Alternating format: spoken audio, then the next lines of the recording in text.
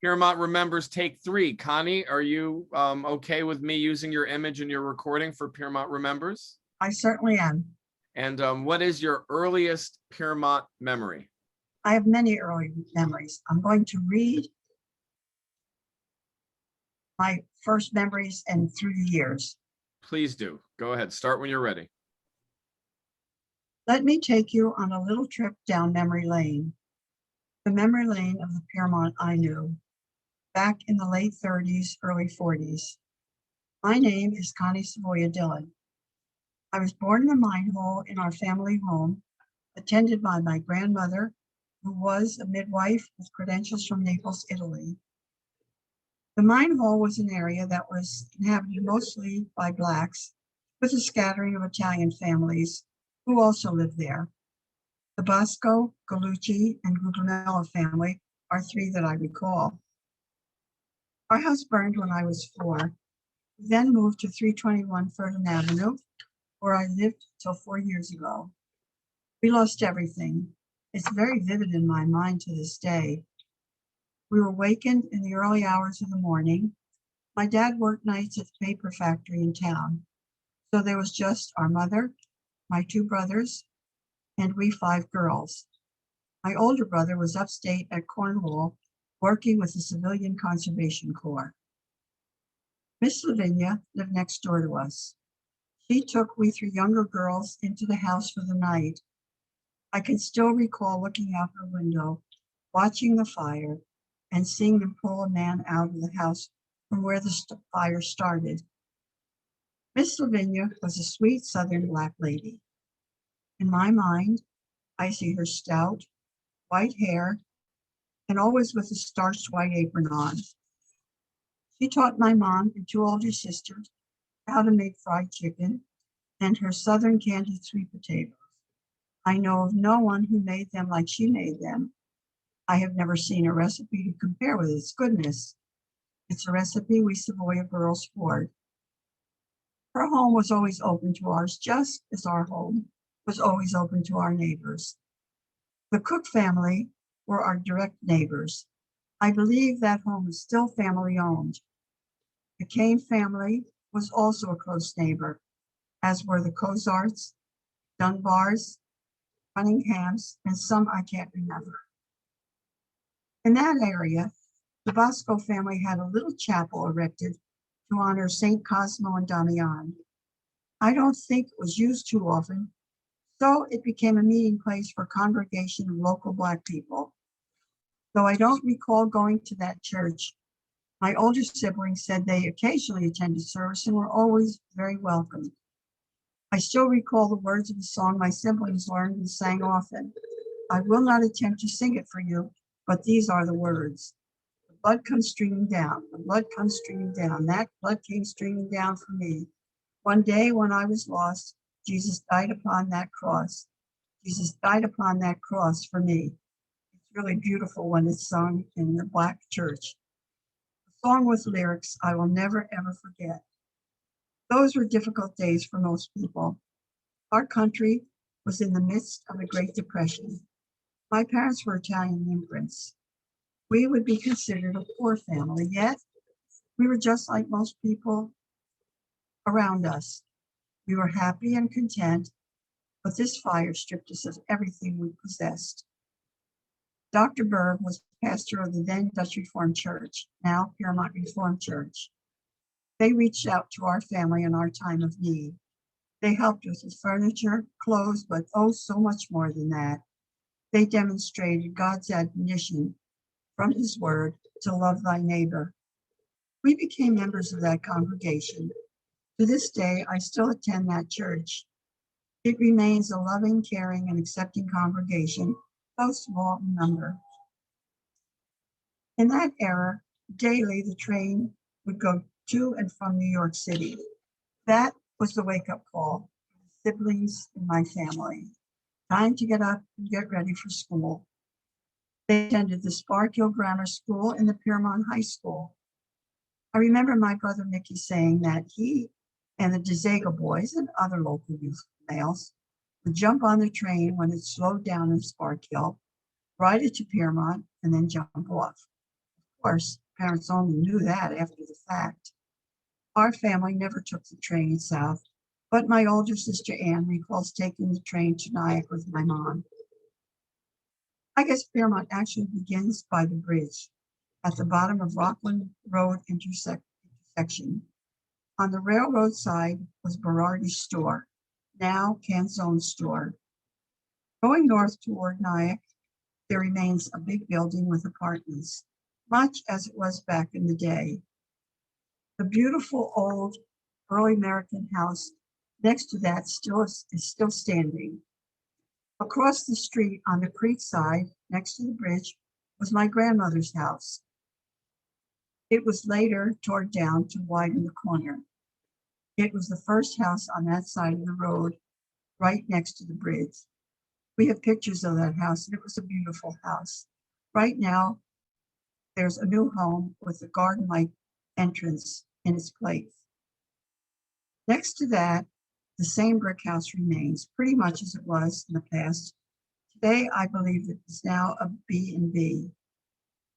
As you proceed into Piermont on the track side, there was a hardware store with an apartment above that store. That building and area was called the Comfort Coal. That building still remains there. Part of the property is now home to the Piermont Highway Department. Branching out from that building were several really large, partially enclosed spaces or wooden cubbies that held coal. Trains would arrive and deliver the coal through coal chutes going through those coal cubbies. Periodically, a coal truck would come, get coal, and deliver it to local homes. I believe in those days, most of the homes had coal or oil furnaces for heat. In our basement, we had a coal furnace. After unloading the coal, the train would then proceed into the Gare property, where they would turn around and go back to where they came from. There are now 2 new homes in that area. Next to the Comfort Coal property was, and still remains, a quaint early American house. I seem to remember that the Plaister family lived there. Next to that, the Guglielmo family lived. There are several more houses next to that still remain there today. And across the street, there are 2 new homes, 1 or 2 new homes, and 2 old homes that still remain standing much as they were. Now we backtrack, going back to Rockland Road intersection, Purdon Avenue, between Plumman Mountain and the creek, stand the silk mill. It is now an apartment building and currently owned by the Pellegrini family. My 14th summer, I got working papers. I wanted to make a few shekels, so I got a job at the silk mill. It was constant noise, so smelly from the oil and silk threads, and you could not keep the windows open. Temperature change would affect the threads and cause them to break. The temperature had to be maintained. I hated it. My parents allowed me to quit after the first week. During World War II, they made ribbons that were used for soldiers' ranks and honor medals. It continued making ribbons for several years after the war. Next to the silk mill was a duplex where Mr. and Mrs. Proctor lived. They were the couple in charge of the silk mill. On the other side was a single man, Mr. Sporhawk. In back of the duplex was the creek, and it had a quaint old wooden bridge behind it. Often we would take a shortcut to get to Piermont Avenue. The bridge was built around 1917. It was a prop for the moon, the Hungry Heart, that was being filmed in that area. Through the years, my mom would often tell me stories about God coming to town. She was in her late teens, so you could just imagine her intrigue. The bridge became dilapidated and eventually was torn down. Next to that duplex was the Galgano home. I believe it still remains in the family. There were no more homes on that side of the creek till around 1954, when a new home was built. I believe it stands unoccupied today. Later, Mr. Spallhawk moved to the large house across from the silk mill. It was previously owned by Mrs. Darby, a sweet, prim, and proper old lady with her lace and lavender and always immaculately dressed. That house still remains much as it was in the past, but modernized. Mr. Sporhawk was thought to be a chemist. He was somewhat eccentric. Rumor was he made perfume from skunk urine. One thing is certain, he always smelled skunk around his home. Yet he was an interesting man, somewhat of a recluse, but he often visited our home. I recall one Sunday, he drove my parents and we three younger girls to Cornwall to see our brother Mickey, who was in the Civil Conservation Corps, better known as the CC, a program started by FDR for young men to work during the Depression. Mr. Sporhawk drove us there in his large black two-seat convertible touring car. In those days, it was one long trip there and back.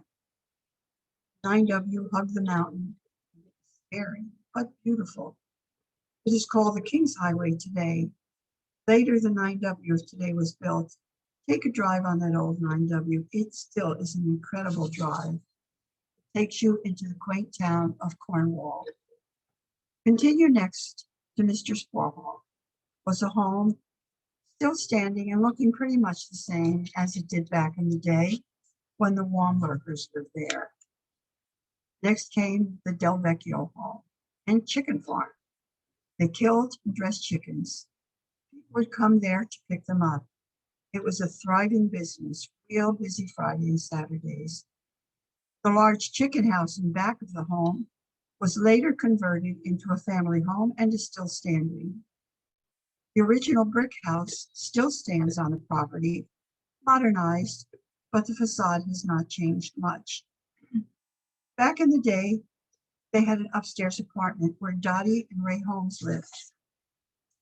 I believe their son Ray was born while they lived there. Ray was at one time one of Piermont's finest, a policeman. A garage still stands at the end of the driveway. That was where they killed and dressed the chickens. So now you come to 321, the big red house. We moved there after our house burned. I lived there over 80 years, and it is still family owned.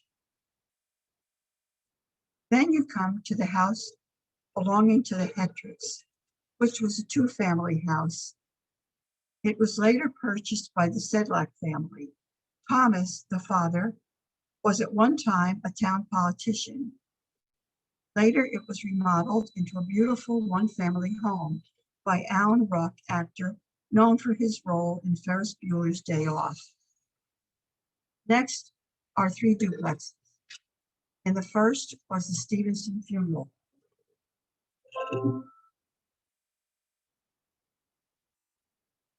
The O'Hara family occupied the other half. In the second duplex, the elderly Voris couple lived. On the other side of the duplex, their son lived with his wife and 3 children, John, Dorothy, and George. In later years, George, the 3rd generation Voris son, and his family lived there. His wife still lives there today. For many years, George was a postmaster in Piermont. The 3rd duplex housed the Edmondson family. Mr. Edmondson was our police chief. Mr. and Mrs. Ritchie lived on the side of the church side of the duplex. On snowy days, when snow closed the schools, Chief Edmondson would block off Rockland Road and the lower part of Ferdinand Avenue, no through traffic, giving town kids a safe place to sleigh ride. What fun we had. Proceeding onward, we come to the Piermont Reformed Church and the parsonage, which remains pretty much the same till this day. The Voris Savoya family offsprings still live in their family homes and have for 4 generations. I remember I was about 11 years old the night the old Reformed church burned. It was so scary. We were also afraid that the steeple would fall either on the parsonage or on the duplex next to it. Two more old houses follow the parsonage and still stand. The first house they're currently restoring. It was owned by a family, and I don't recall the name. All I remember is that he drove a big oil truck and delivered oil to the homes. I only remember him as the oil man. In later years, Thomas Sedlak, the son, purchased that home as his family home. Next to that was the Monier family. That house looks pretty much the same as it did years ago. A new house was built much later, next to the entrance to the Tallman Park, and that ends Ferdinand Avenue as I knew it. Now I'm going to stop and take a break. Take a breath. I guess my family left. Wonderful so far. It's absolutely perfect. It's so much better. I can see you. I can hear you. Oh, good. Okay, the kids left, so that's good. Now to get to the actual town. You had to cross our town drawbridge, and that put you on Ferdinand Avenue. On the right side of the bridge was the home of Frank Scott and his sister Margaret. That is where our post office is now located. Frank was the postmaster. Mrs. LaBruyere worked the window. On the left side was a garage owned by the Chase family, now remodeled into beautiful private homes. Once you crossed the street, there was a little general store. It was owned by Mr. Ferranti. He lived above the store. He was murdered in later years, a murder that was never solved. Next to the Ferranti house was a home that still remains.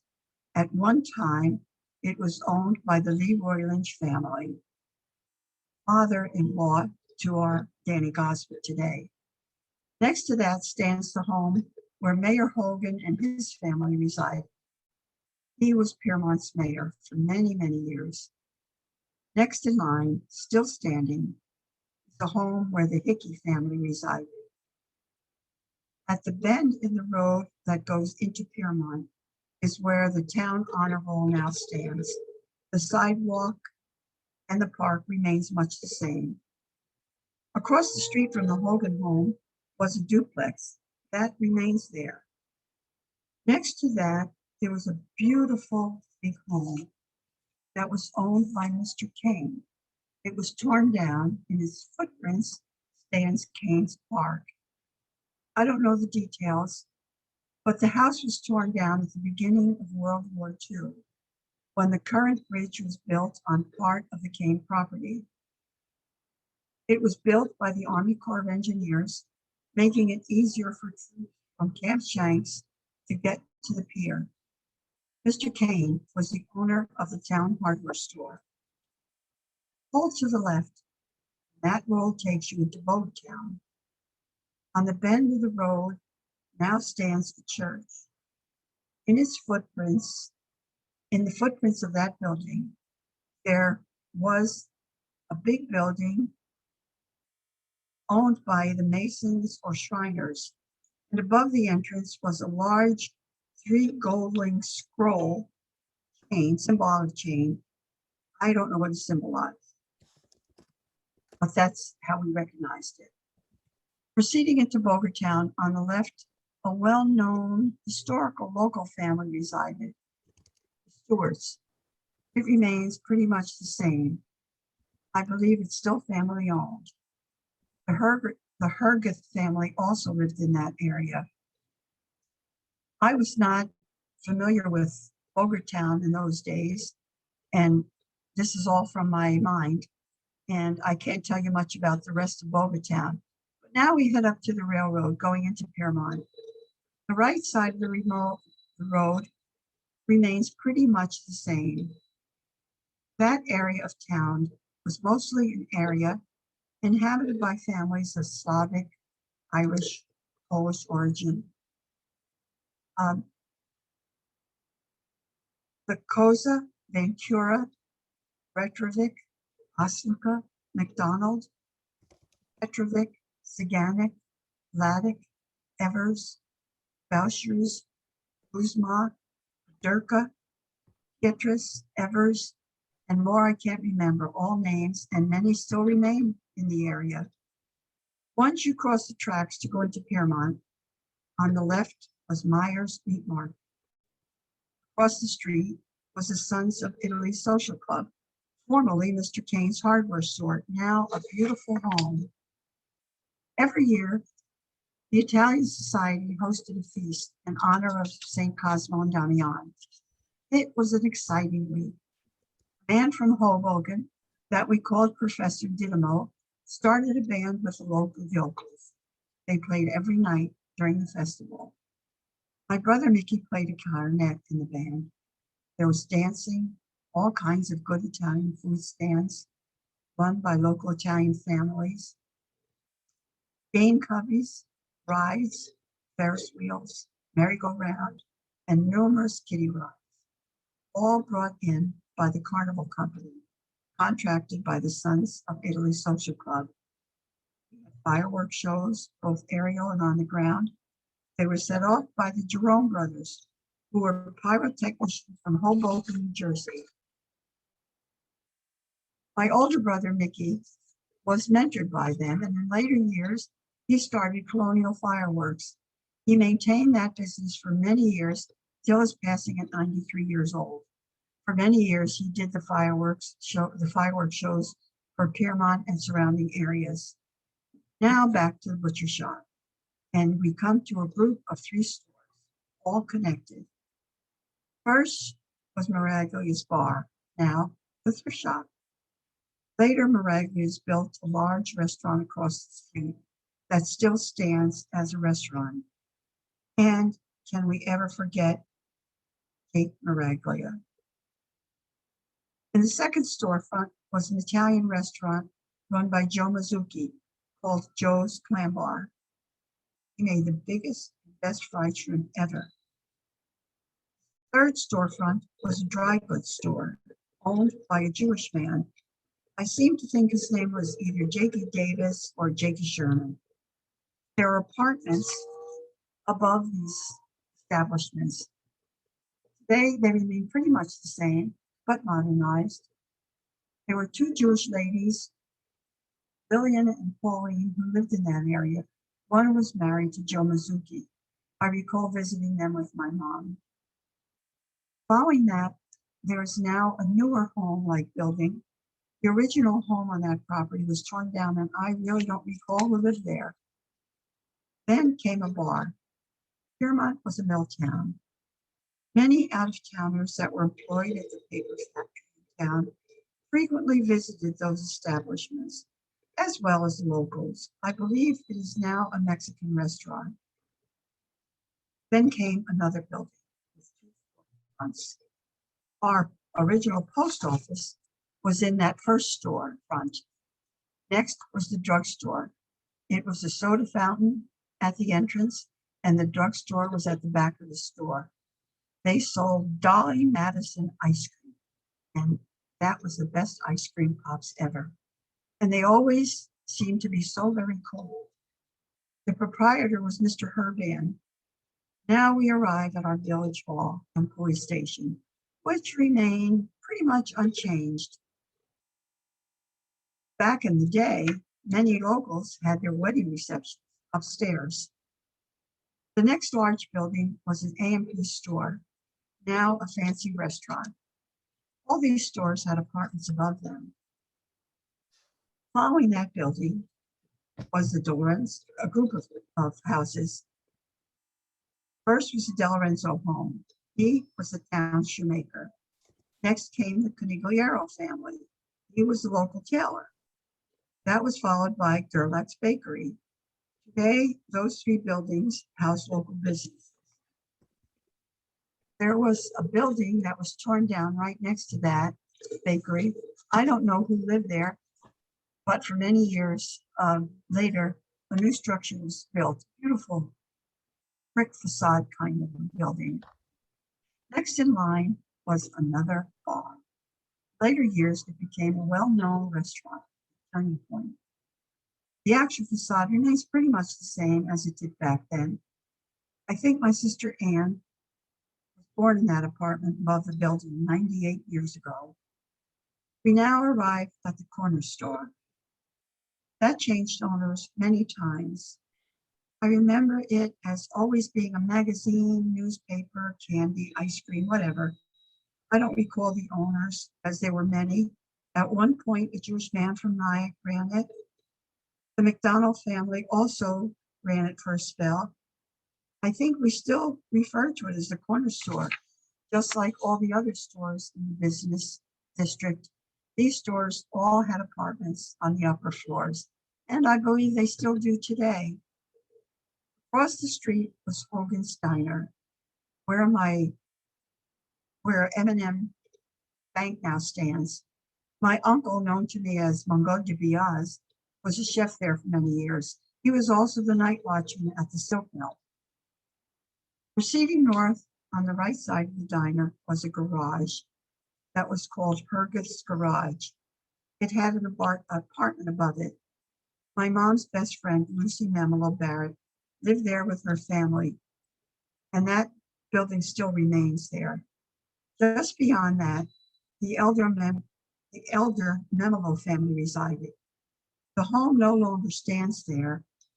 The Italian Feast and Carnival was held behind that property, where the town library now stands and where our weekly farmers market is set up. I recently read on Facebook that the area was called Memelo Park because it was part of their property. Their son Rocco Memelo was at one time the mayor of Piermont.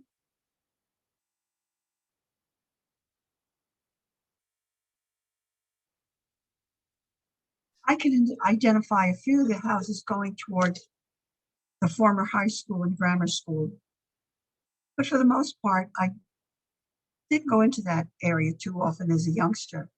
I just remembered the Italian families that lived in that area because the Italian community was a very close community, and numerous of the names still come to my mind.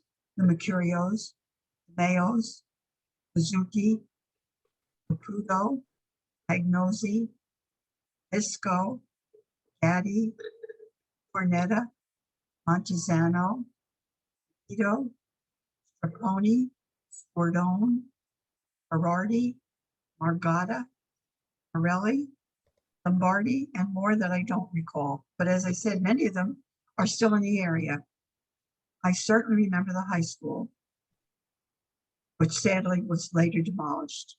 It still holds cherished memories, as does the annex, which housed our lower grades. Basement of the main building was our high school. Basement of the annex was our high school gym with bleachers. That building remains there. I think it's now a daycare center.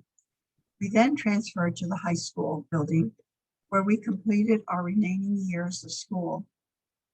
The lockers, science, and shop classes were all on the lower level. Also the cafeteria, restroom, and custodial rooms. Beautiful building. The first floor had classrooms around the perimeter and also housed our library. Second floor had a fence-like wooden railing encircling a large opening in the center of the floor. It was a great place to meet and talk with classmates and look down on the action going on the first floor. But also at the end of this hall was the dreaded principal's office. There were two stairwells at each end of the building, going from the basement to each floor above. One group of stairs was for the up traffic, the other was for down traffic. That is where my vivid memory of downtown Piermont ends. So now we head back south. Next to the firehouse was the Hartman House. I don't know why, but I associate that name with being the home of the newspaper man. Next to that was the Sorrento home. I believe it is still family owned. Both of these homes remain much the same as they were back in the day. Funny thing was, we always equated Hudson Terrace up to the 9W as being where the rich people were. Truthfully, in those days, it really was two different worlds with distinct, different lifestyles. One was Old World, the other New World Americans. However, as time passed, we all grew to be proud Americans and proud Fairmonters. Funny though, at one time, those who lived along the river were mostly Italians and were referred to in, I guess, somewhat sarcastic manner as the river rats. Property today that people would give anything to have. There was also a short street that ran behind the town of Piermont and before the tracks, which was occupied by Black families. I don't recall the names other than the Deloach families lived there. I remember Gladys and Edna, who were my age and classmates. Funny thing, years later, Gladys became my son's, I think, first grade teacher. Going back into town on the left-hand side of the road was the Robert Gare factory, commonly known as the paper mill. Proceeding back uptown was a garage. I think it was Besso's and later became Gerhardt Garage. Next to that was a storefront building housing Scalara's barbershop. That building remains. Then there was a small house behind that. I think it was owned by the Peterson family, but I'm not sure. And it burned in later years. Then there was a home owned by the Clarks or the Bronner family. It remains the same and pretty much a family home. Next comes a large building with a glass front, which we know as the community market. We did not have delivery service in those days today, but this privately owned store did deliver groceries to you when you phoned in your order. And speaking of phones, our lines were shared by several families. You verbally gave the operator the 3-digit number you were calling. If someone was already on the line, you could listen to their conversation. So much for privacy. A small note, I still maintain my original 3-digit number of our family. But getting back to Piermont and the community market. Through the years, there were several owners. I recall it being run by the Ripples and later the Berardis. The next building was a home owned by an Italian family. That also remained much as it did in the past. Later, a local artist lived there. Next to that was a small shack-like establishment that was locals' hangout for teenagers in the 40s and beyond.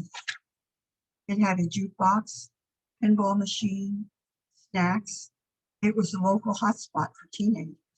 Now, our local parking lot. My memory of Piermont is that it was a complete, self-contained, busy and thriving little town.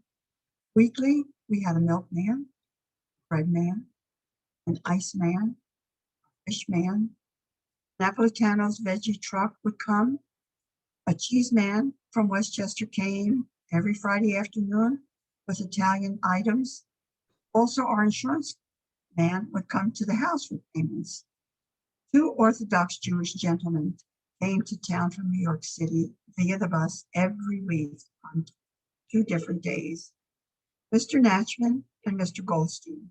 They carried 2 enormous suitcases filled with dry goods.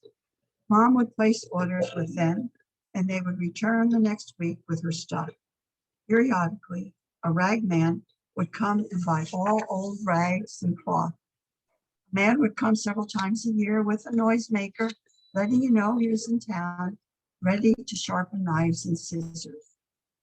We had a local dentist, Dr. Nazari, 2 medical doctors, Dr. Knight and Dr. Vigiano. Dr. Knight was the head doctor at Nyack Hospital and our family doctor.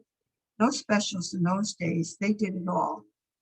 Dr. Knight was our family doctor, our gynecologist, our pediatrician, our surgeon, our heart doctor, and any other problem you had.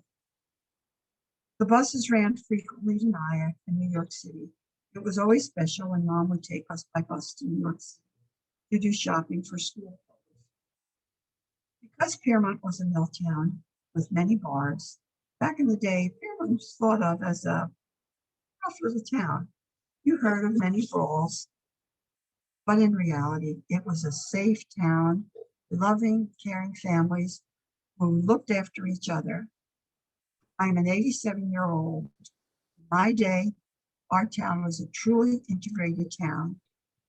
I am sure there were problems and unhappy situations arose that I was not aware of. There were the African-American families and numerous immigrants who mostly became citizens, and the remaining white population. I only remember one Spanish family, the Rios family.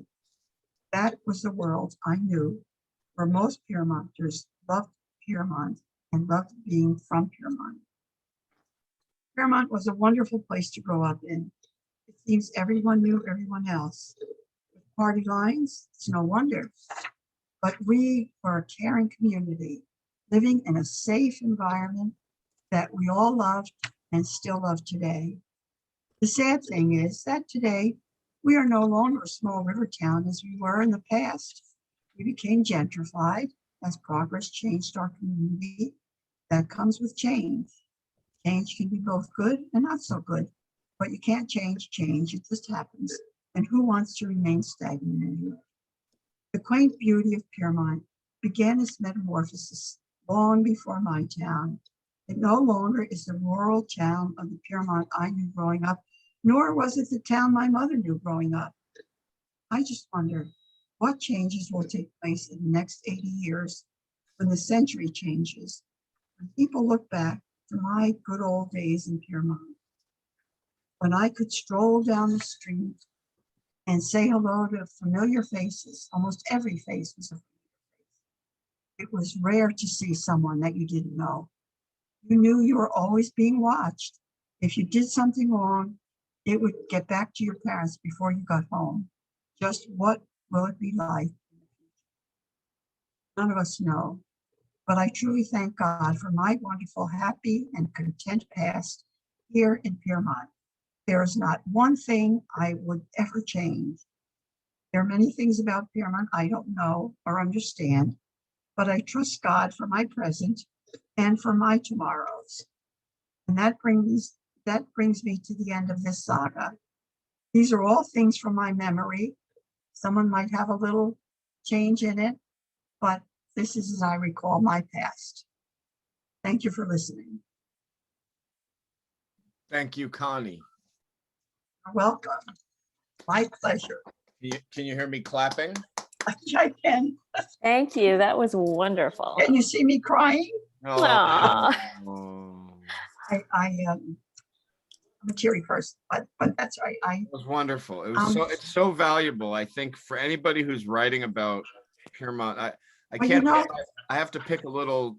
I have to pick a little 1-minute excerpt for it, and I Yeah. can't decide if it's going to be the fire that you remember, your earliest memory, or your description of the rag man, the milk Oh, yeah. man, the ice man. Well, you know, it really Was there a was. pickle man? There was so many It men. wasn't, but it really was an amazing town. And you know, I look back and I am so thankful to God for my memory, because I have to admit I cheated a little bit and said, Anne, do you remember? I couldn't remember who lived in the house right next to the church. And she called me up next day early in the morning. And I said, oh, Anne, I remember. She said, so do I. But you know, I kind of asked her a few things, and You know, that's not cheating. no, That's called, you know what that's called? That's called research.